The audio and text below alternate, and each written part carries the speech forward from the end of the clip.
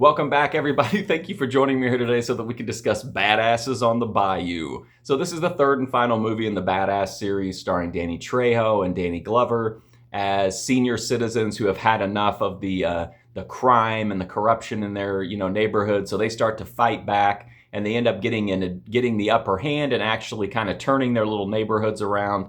And they get into all kinds of trouble, all kinds of violence, but somehow their methods seem to work. So it's no surprise whenever they're brought into the Bayou to try to bring some of that justice down there and also to reconnect with some of the people, some people that they know. But of course, it's Danny Trejo and Danny Glover, and they're not going to be able to just take a smooth vacation. And as they get pulled into all this drama, now there's crime and corruption there, crooked police, all that kind of stuff. And that's just this. It's basically just you put these two guys in a situation and then you just let them go crazy on all the criminals, and that's pretty much the story of Badasses on the Bayou. So I like this movie. I like this movie series. There's not really much here that we haven't seen in the previous movies. There's plenty of action. There's some really surprising moments of violence, which I think is kind of a recurring theme in this series. But Danny Trejo is great here. Danny Glover is great here. They play up the comedy a lot, but then there's also like some halfway gritty action. There's actually a decent storyline as well about the people that they're interacting with. And I also like the fact that we got another badass added in a little bit in John Amos, and I think he was like an amazing addition. It was really cool to see him out doing some action scenes. But there is one action scene where they just want to make him look really badass, no pun intended. So they've got like a slow motion shootout.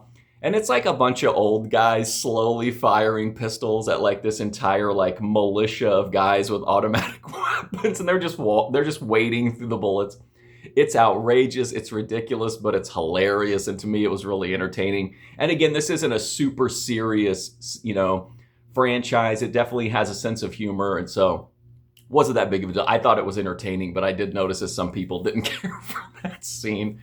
But anyway, I think if you liked Badass and you liked Badasses, I think you'll like this movie. It doesn't do a whole lot new that those movies didn't do, but it's more of the same. And for me, that's what I was looking for. I just wanted more. And seeing, it was just fun to see Danny Glover out causing some chaos and I was not expecting John Amos. I didn't know he was in this, so that was like a pleasant surprise as well. So I had fun with this one. I give it a thumbs up. If you like the other movies, check it out. If you like vigilante or get off my lawn type movies, I recommend the Badass series. It's like a nice, fun little throwback trilogy to the old days of seeing, old people lay down the law. But anyway, thank you so much for watching this video. I do greatly appreciate it. I got a bunch more reviews on here if you want to check them out. But thanks for watching this one, and hopefully I'll see you soon.